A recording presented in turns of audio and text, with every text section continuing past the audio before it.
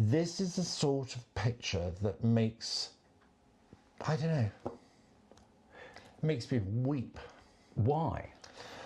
The emotion, the humanity. You know, this hard soldier being gentle and reaching down to receive a gift, and it's a piece of paper.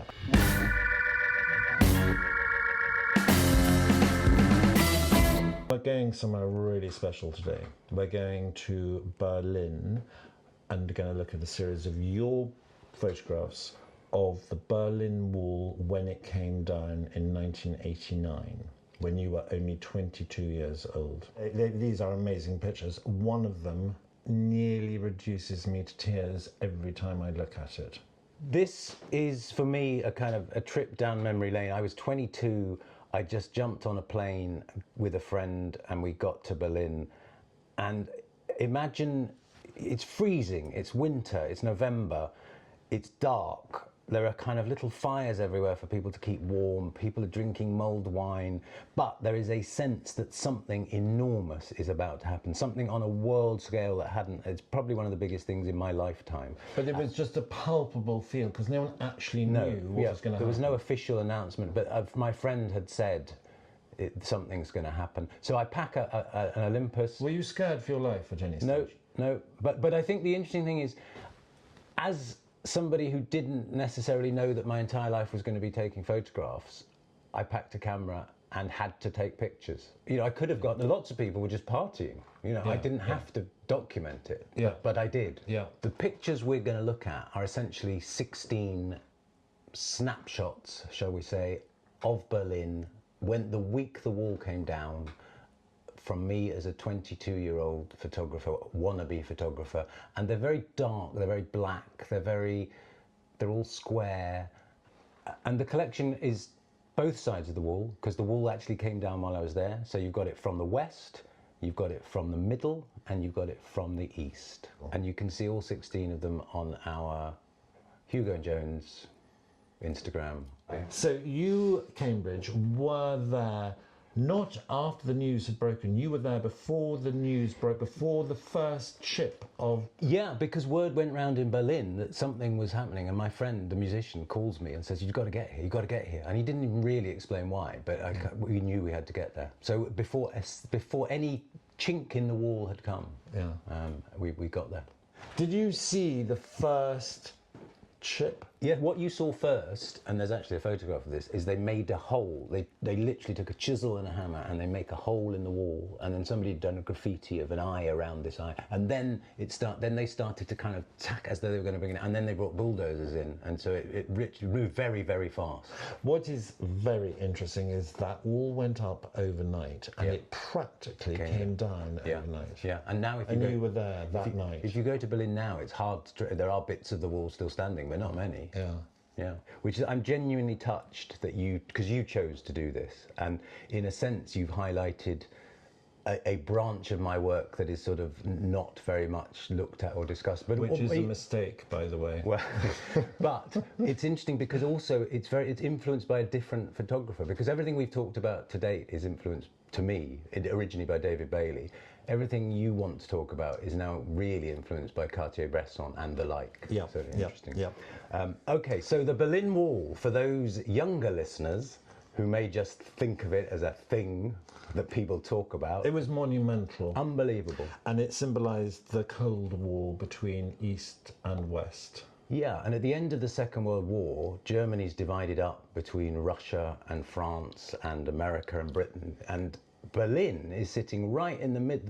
Berlin is sitting right in the middle of the East, what becomes East Germany, but at that point it's just the Russian sector, isn't it? But even though the city is lying in the middle of the Russian sector, they then decide they all want a piece of it. So even Berlin now has 4 sectors. And at some point, the Russians get very, very fed up that people are just escaping and just kind of crossing. I think someone said it was a brain drain because all the top scientists, physicians, financiers, everyone in East Germany were finding it very easy to get to West Germany. Yeah. And that is really what made them put the wall up. And there was no warning. It went up overnight. How do you build a wall overnight? It was barbed wire initially. and fences. And people who had gone to the theatre on one side or to stay with friends couldn't get back to their home, east or west. That's how quickly it went up. Yeah. So when we talk about the Iron Curtain of those Russian days, here we have a really physical manifestation. You literally could not cross. Yeah. In the same city, you could no longer cross. And just to make it clear, you could not cross because you would be shot. Yes. There was a thing, what did they call it? The death strip, because the Berlin Wall was actually two walls. Yes, that's a good point. And the bit in between, which had sand and gravel in it, they literally had watchtowers and machine guns, and they shot to kill anyone. And it wasn't just civilians, was it, who tried to escape? Some of the East German soldiers tried to escape and would be shot. Yeah. So it was gruesome. And there is a really good photograph, which I'm afraid you didn't take. No. I knew that would happen if I lived long enough. Of an East German soldier who was an acrobat actually jumping over the barbed wire to escape. It's a well-known. I know the one you mean. Yeah. Beautiful. Yeah. So that's the wall we're talking about. And I was not there when it went up, but it was 1961. Was it? Yeah. Well, God, you have done some research this week. But I was there when it came down. Yeah. And that in itself, to me now, is an extraordinary thing, because I was young. I'd left university the year before. And basically what happened is that a friend was in a band in Berlin, quite a cool band, Dominic Waxing Lyrical, and he'd been trying to get us to go there, and then he said, look, I think it's all going off. Berlin, it's all happening, something's happening, get here. And myself and an artist friend, Ben McLaughlin, who's a wonderfully talented painter and drawer, just looked at each other and kind of thought, is this a once-in-a-lifetime thing? And unusually for me, because this has happened to me many times since and I've not done it, on that occasion I said, yes it is, let's go. And we literally left the house, picked his pastels and inks and my camera stuff and went to Berlin. Do you know what's so completely fascinating about this for me, having seen your photographs, is you were not a photographer at that stage professionally. But if I looked at that and someone said, tell me who you think this guy is, I'd say this is a Wall Street photographer who has honed his talent over many years and has absolutely caught everything that anyone doing that sort of photography ought to do. And can I just say, when you started that, I was almost affronted, because your first bit of the sentence was, you were not a photographer. And my brain went, what? What? Age what? 22. I know, you're right.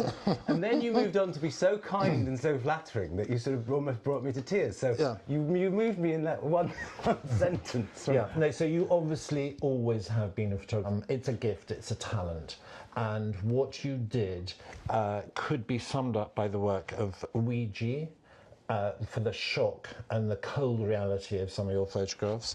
Don McCullen for the raw emotion that you have picked out of people in really tough situations. And then Cartier-Bresson with your ability to see the ordinary and make it look extraordinary. Well, thank you. So I've actually rechristened you. You're now called Don Ouija Bresson. I'll go with that. And thank you, because those are very, very kind words, obviously. But it is fascinating to me, because everything, in a sense, we've talked about until now in the podcast is loosely based around portraiture, which is another avenue that I consciously took. But what you're, in a sense, I think uncovering is just my passion for photography, regardless of how I earn my money, if you see what I mean. Because I chose to do portraits to earn money. Whereas actually walking around with a camera, I can't help. But looking at your photographs, honestly, your talent for getting the moment is extraordinary. The photograph is telling a story, and your ability to handle narrative in a split second, which I know you didn't compose, because that is not what street photography is, or photojournalism. You saw those moments and you got them. There is a picture that you call Hammer and Chisel. Yeah, which is interesting, because it's, I mean, to me, that's one of that completely dates it. I don't know why. Is it his haircut or his clothes? But it's a man hammering a hole in the Berlin Wall because he's allowed to without being shot, I guess. Well, there's many interesting things about it. I mean, the composition is great for a start. The monumental size of the wall and the concrete solidness of it. And there he is with a chisel. But you've chosen quite a good-looking individual who, funnily enough, I don't think does date it that much. Oh, really? He could be contemporary. But what is interesting, and also the other thing is, you've got his hand with the hammer in motion. It's blurring out of focus, but that adds still more to this picture. Well, I would break that in two. I'd say there's luck, isn't there? Always luck. And then, but I probably have 4 pictures of him. So the skill almost comes in the editing, where you go, oh look, we've got his hand moving in this one. We'll print that. The interesting thing, which is nothing to do with this, well, it is. It's inspired. I started meeting East Germans for the first time after the wall came down. Okay. And in my mind, wait, I'll tell you. In the whole thing of the Cold War and the Germans and nastiness and death and shooting, I just assumed that they were they were a different breed of human. I'm doing myself down here. I didn't do enough history or whatever, and I was very shallow in my upbringing. I don't know what it was. But I met these East Germans who were so young, so vibrant, so full of life, so intelligent, and suddenly it hit me how awful the war had been, the wall, because they are just like us. And funnily enough, this photograph reminds me of that. Here is a young, healthy individual. We don't know in the picture, and you don't have to tell us if he's on the East German side or the West German side. But here is someone just like you or me at that age who's had to live with this wall, and they're now getting out. I won't answer the question, but I will tell you something interesting. I can tell which side of the wall he's on because I know which way I would move with my camera, and therefore which side of the wall that is, weirdly. Now, I want to go to this picture here, which is called Shadow of the West, German Soldiers. And this is, I love this photograph. So that's a play on words, because the shadow of the West German. I mean, it's Shadow of the West, but it's West German soldiers. So what you're looking at is East German soldiers on the wall. Yeah, with the shadows of the West German. But it's incredible, this photograph. Again, compositionally, it is beautiful and perfect. But part of the things that one wants to look at is we've got this incredible architecture of the Brandenburg Gate in the background, and that is a phenomenal piece of architecture. Which now you can walk through. Yeah, you've got that, and then you've got this bloody great concrete wall in front of it. So it positions how the wall went straight through the middle of the city. And you've got the history of the Brandenburg Gate, you've got then the contemporaneous of this modern wall, and you have managed to get a picture of here, Lou Reed. You got Lou Reed into the picture, which is so clever, having early celeb portrait. All these different layers in there, and then you've got these two probably not knowing what to do with themselves, East German soldiers standing there, and you've got just the shadow, just the hint of the West German soldiers who are beside you, so you can't see them, it's just their shadows. I think it's a phenomenal picture. Because in those days, when I say I packed my bag, all I owned, I think, was an OM2. Maybe not even an OM2, but you know. Wasn't an OM1 or an OM10 the best ones? Anyway. So that's the proper equipment side, the Olympus. Olympus OM, the Olympus system was what I spent. But the thing that I did, which wasn't proper in inverted commas, was I would add a Sigma lens, which was the cheaper, but it had a massive. I know I'm getting technical. I'll slow this down. But essentially, you could go from wide angle to zoom on one lens without ever having to change lens as you wandered around in the dark in Berlin. You didn't ever have to kind of bother with changing lenses. So, in a sense, Olympus and Sigma saved me there. I think, and I know that's not, in a sense, that's not purist, because the purist photographer would say should probably have had Zuko. Yeah, but at the end of the day, what do we want? We want the image, and that's what you've got. Well, I know, and you and I agree, don't you? The equipment is the least interesting thing in it.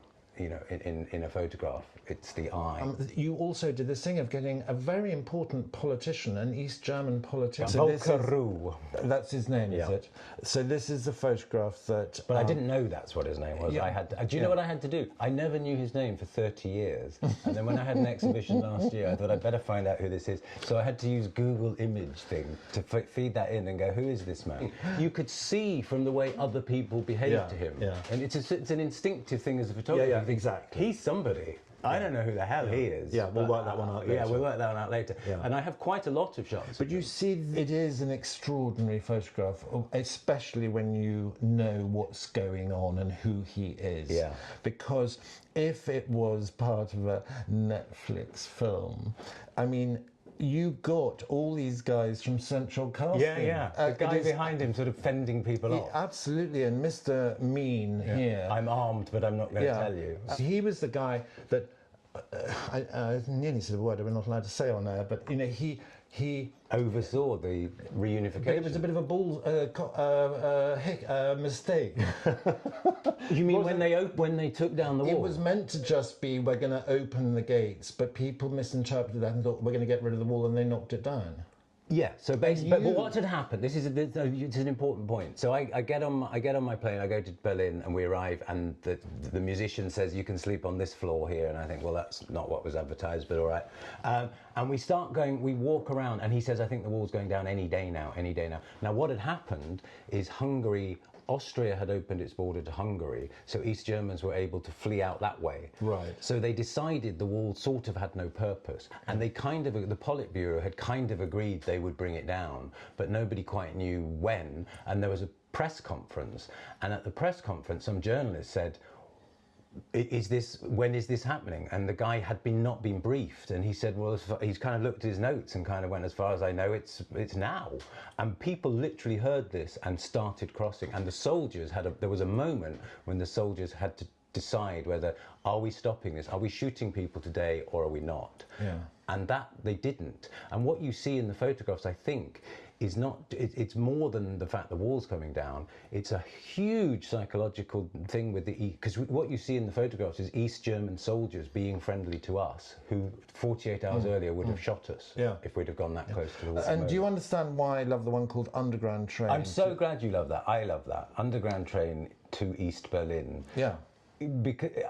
What's so clever about this picture is it's of the ceiling of the underground station, and you've got the top 2/3 of a train, and you've got the bottom half of a clock. And you know, you could say, my God, you didn't get the train in there and you didn't get the clock in there. What were you doing? But it is utterly beautiful in its composition and the lighting. And I don't know if you printed these yourself, but that is a classic photograph. It's absolutely wonderful. And just to have this name, Offenberg or something, in there, just again positioning. I'm so pleased you like that, because I really like it, but I kind of thought people won't get this. They won't see what I'm trying to do. Your career could have been so here's a question very for you. different. But if you look at the structure of these prints, and you remember that I told you they were taken on an Olympus. So the 35mm format made them all square. There you go. Yeah, so... Had you spotted that? Yeah. Okay. And you don't care? Absolutely not. I'm not a purist like that. I want the picture to work and think. I was editing some pictures yesterday with, actually, funny enough, my daughter, who's a photographer, and she put a picture up in front of me, and it was great. But I said,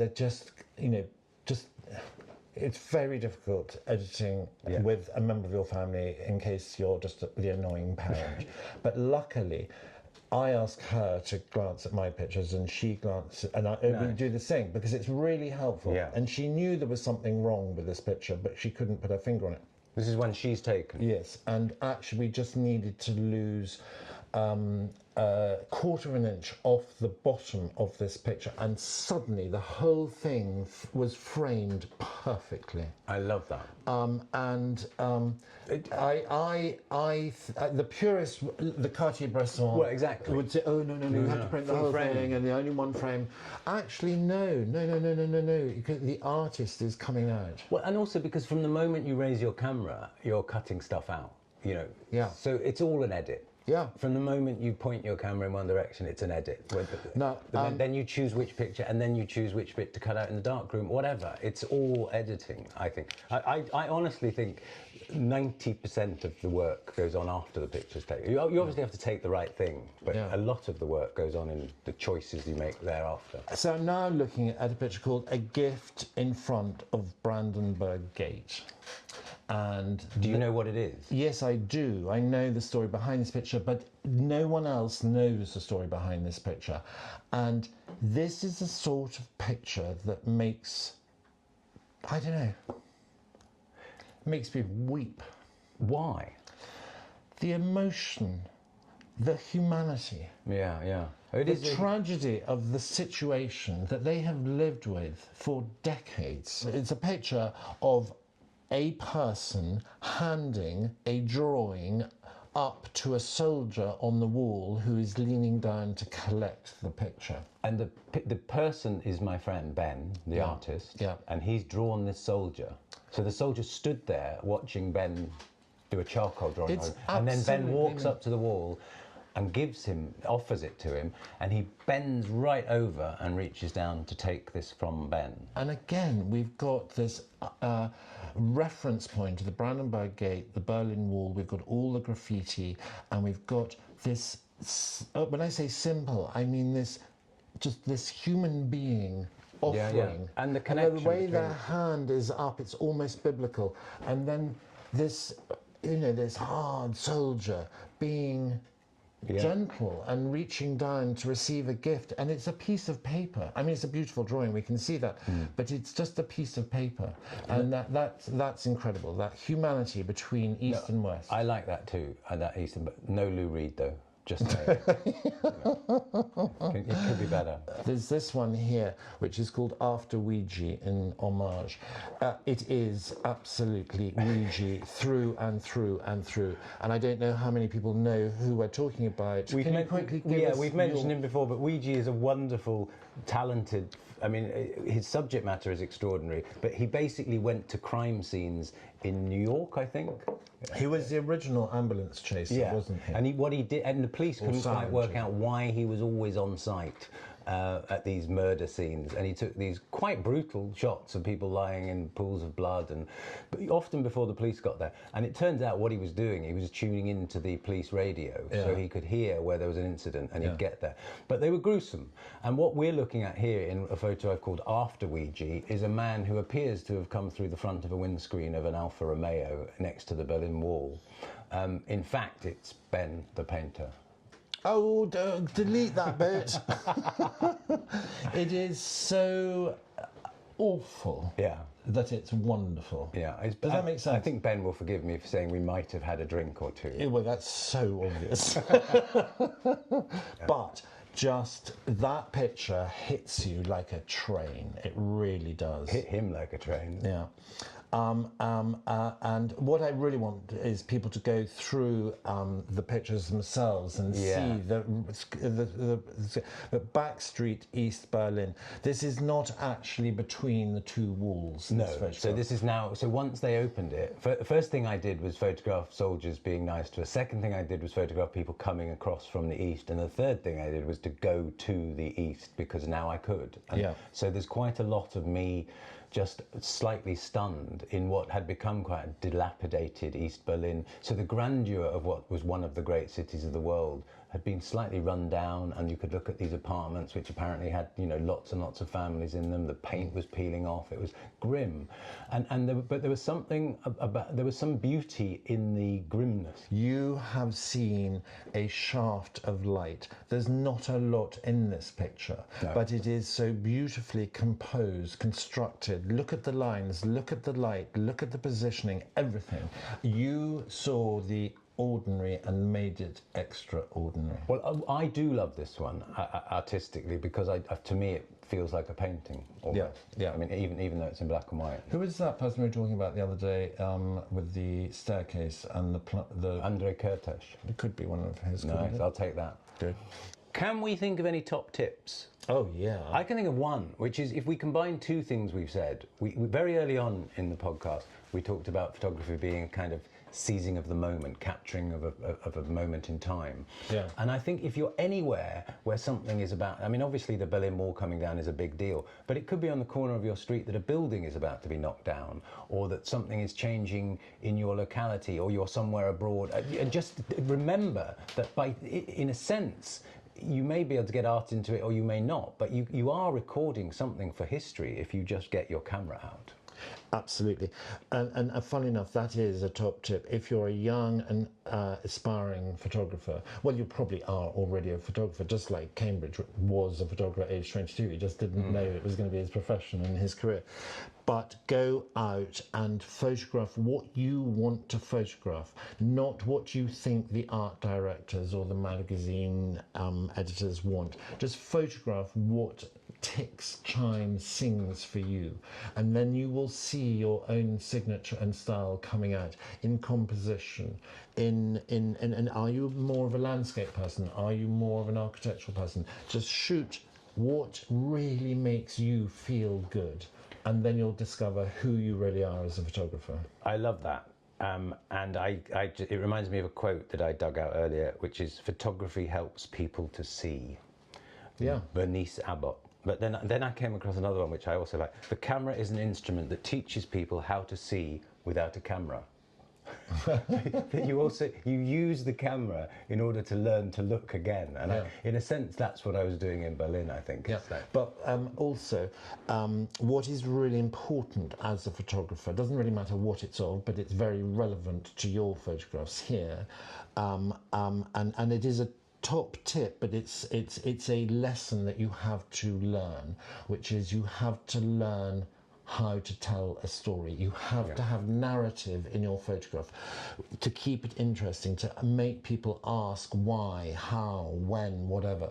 And you have managed to illustrate what the narrative is in every single one of those pictures. And that's what you can only do that through practice.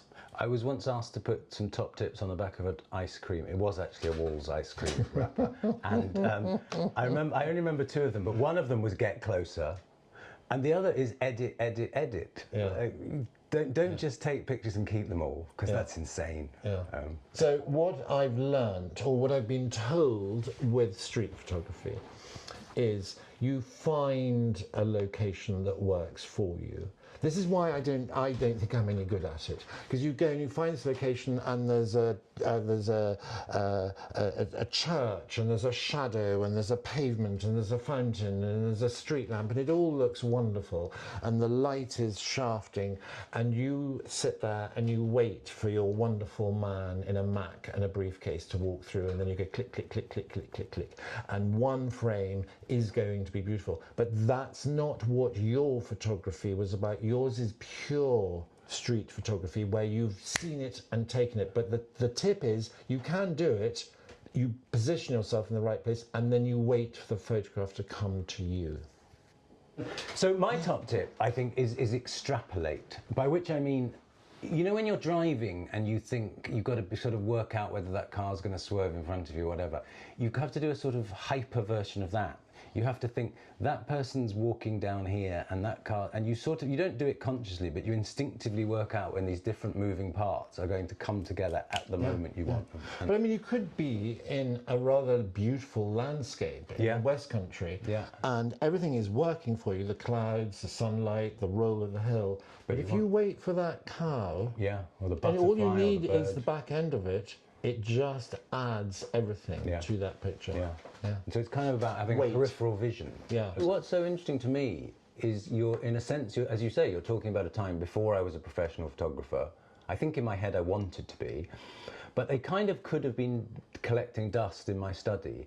But my wife said, when I was asked to do an exhibition, because what happened is I went there, I did a joint exhibition with Ben McLaughlin in the Lyric in Hammersmith, you know, as a nobody, and we did it, and it was nice, and we invited our friends, and then that was it. It all collected dust. But then I having now had a career of 30 plus years in photography, I brought it back last year for a kind of private show at the Chelsea Arts Club. So it's really lovely of you to pick up on it, but it could easily have been long forgotten. Yeah. Oz, I know I don't have the gift that you have for that sort of photography. I would struggle so much to take those photographs. I would be overthinking it and screwing it up time and time again. But you did it shooting from the hip. I mean, to me, it seems like an obvious thing to do. Why would you struggle? Because I want to preface that, and this is not meant to be flattery. You are clearly an extraordinarily talented photographer. So why would that present you with any difficulty? My talents are different. I love doing portraits, and as I've explained, it doesn't have to be a person. It can be one person, 3 people, 50 people. It can be a building. It can be a piece of fruit. It can be an animal. It can be a landscape. It's a portrait, and that is my talent, I suppose. I have always admired and loved street photography, and I've tried to learn along the way how to do it. But when I see my own results, they feel and look laboured and thought out, whereas yours, you are literally shooting from the heart. And mine are from the heart as well. When I have someone, I'm communicating, but it's very different. There have been other events where I thought, should I do the same? The end of the Iraq War was one. A friend said we should just go over there. Kuwait. We should go to Kuwait now. They've got them out of Kuwait, and I just didn't have the courage. And in a way, Gaza and Israel now, I kind of think, it looks extraordinary, doesn't it, on the television? I think there are moments in one's life where you sort of need the courage to just get up and go, and I did it as a young man then, but I've never had that courage since.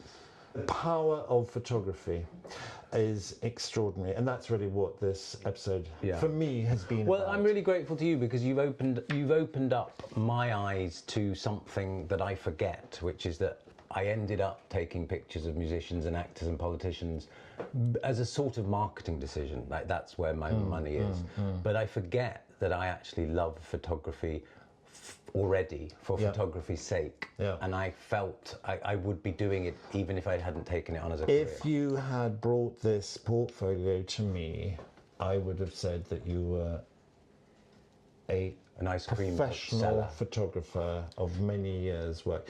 And the reason why I'm mentioning that again is because young photographers, young aspiring photographers they don't need to go to the Berlin Wall, but they need to go to somewhere. No. What I'm going to say is not as dramatic as that. They just need to walk down their own high street, go for a walk in the country, whatever.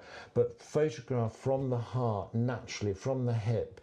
Just do it as their passion, like you did it here, and then try and get these photographs in front of someone who might be able to guide them in the direction. I would have guided you in a completely different direction to the career that you've chosen had I seen these. That's interesting, but I mean, and let's wrap it up on this. But no, I think the difficulty is that it's almost whatever the equivalent of the realpolitik of this is, in the sense that you've got to earn money, you've got to earn a living. Yes. And it's quite hard. I photographed Ethiopian villages, Indian this, whatever that, but it's quite hard to earn a living. So it's quite calculated for me, choosing to follow Bailey, not Cartier-Bresson, in a sense, because there's money in it.